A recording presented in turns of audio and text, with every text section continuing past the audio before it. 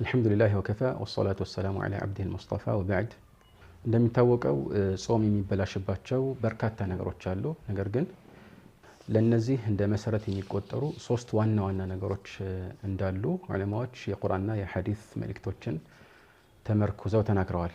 ኡሱል المفطرات ሲሉ ይጠሯቸዋል። እናም እነኚህን አላህ Subhanahu Wa Ta'ala في سورة البقرة በጥቅሉ አመላክተው እናገኛለን። الله بقرآن أحل لكم ليلة الصيام الرفث إلى نسائكم يلنا كذا دمو بأنقص لا ورد بلو وكلوا واشربوا حتى يتبين لكم الخيط الأبيض من الخيط الأسود من الفجر ይላል። ስለዚህ የመጀመሪያው ጾታዊ ግንኙነትን የተመለከተ ነው እና ይህ በሁሉም ዑለማዎች ስምምነት መሰረት ሆን ተብሎ እስከተፈጸመ ድረስ ያው ጾምን ያበላሻል። ሁለተኛው ደግሞ መብላት ነው። ሶስተኛው ደግሞ መጠጣት ነው። እናም በእነዚህ ገለጻዎች ላይ አላህ Subhanahu Wa Ta'ala በጾም ጊዜ በሌሊቱ ክፍል እነኚህን ሶስት ነገሮች መፈጸም እንደሚቻል ሲነግረን ከሌሊቱ ክፍል ውጭ ባለው የቀኑ ክፍለ ጊዜ እነኚህን መፈጸም እንደማይቻል ያመለክታል ማለት ነው። እንደዚሁም መልእክተኛው አለይሂ ሰላቱ ወሰለም በትክክለኛው ሐዲስ ላይ እንዳስተላለፉት አላህ Subhanahu Wa Ta'ala ስለ ጾመኛም እንዳባወሳበት ቦታ ላይ يدع طعامه وشرابه وشهوته من أجل ይላል። ምግቡን መጠጡንና ስሜቱን ለኔ ብሎ ይተዋል ይላል። ስለ ጾመኛ ሲያነሳና እነኚህ ሶስት ነገሮች ያው በዋነኛነት ጾምን የሚያበላሹ መሰረቶች ናቸው ማለት ነው።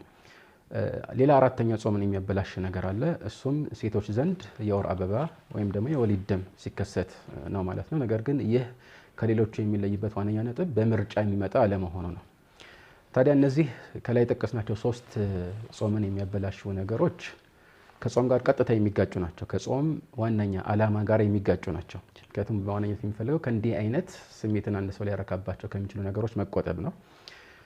ታዲያ ሌሎች ጾምን የሚያበላሹ ነገሮችን ከነዚህ ሶስት መሰረቶች አንፃር ነው የምንመዝነው ማለት ነው እና ወይ የሚበላ ወይ ደግሞ የሚበላ ነገርን የሚመስል ወይም የዚህን ጥቅም የሚያስገኝ ነገር ከተገኘ ተመሳሳይ ፍርድ ይሰጣል ማለት ነው። የሚጠጣም ነገር እንደዚሁ ጾታዊ ግንኙነትም ከዚሁ አንፃር ያው እሱ ራሱም ይሁን ወይም ይሄንን ሊተካ የሚችል ወይም ደግሞ ከዚህ ጋር ተያያዥነት ያለው ጾምን የሚያበላሽ ነገር ይኖራል ማለት ነው። ስለዚህ እነዚህ ራሳቸው ተግባራት ወይም ወደ እነዚህ መልእክቶች የሚመለሱ ተግባራት ጾምን የሚያበላሹ ይሆናሉ ማለት ነው እና ግን በዋነኝነት በተለይ መብላትና መጠጣትን በተመለከተ ለብዙ ጥያቄዎች መልስ የሚሆን መርሆ ማስፈር ይቻላል። ምንም እንኳን በእያንዳንዱ ዝርዝር አፈጻጸም ላይ በዑለማዎች መካከል ይህ ነገር ያለው ውዝግብ ይጸድቃል ባንልም፣ ነገር ግን አመዛኝ ከሆነው የብዙሃኑ አቋም አንፃር የተሻለ የሆነ መመዘኛ ነው ማለት እንችላለን።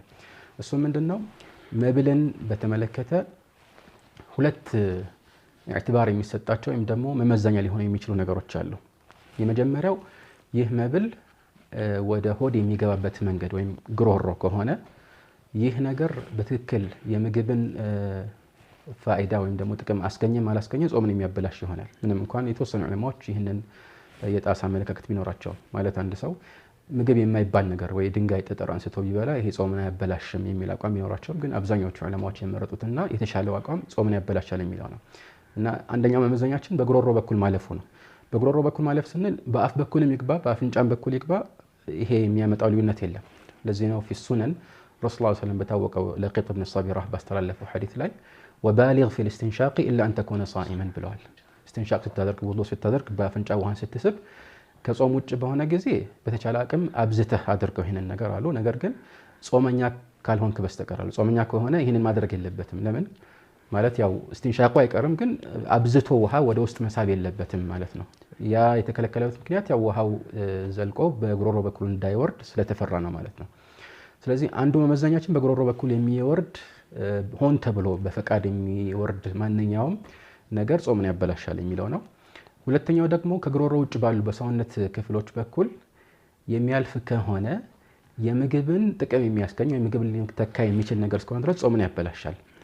ለምሳሌ በሽተኛ በምግብ ፋንታ የሚሰጠው ግሉኮዝ አለ።